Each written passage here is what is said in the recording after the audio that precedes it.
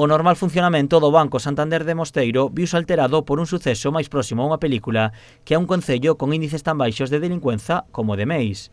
Ao redor das 12 do mediodía, un home tapado cunhas gafas de sol e cunha máscara entrou á sucursal pistola en man, ameazando os empregados e pedíndolle os cartos. Segundo a Garda Civil, trátase dun varón de idade indeterminada e non se pode saber con certeza se a arma que portaba era real ou simulada. Tras uns minutos de moita tensión, o home conseguiu fuxir da sucursal levándose o seu botín. Momentos despois da fuxida, chegaba ata o lugar diferentes patrullas da Garda Civil de Cambados. Os axentes atenderon as persoas que se atopaban no interior para calmalas polo medo e a tensión sufrida pola situación vivida.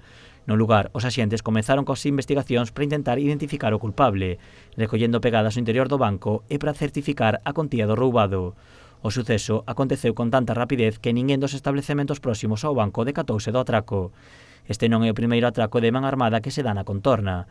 Hai 2 días, uns atracadores entraron a punta de pistola nunha farmacia de Baión en Vilanova de Arousa, e a semana pasada foi unha gasolineira de Caldas a que sufriu un intento de atraco.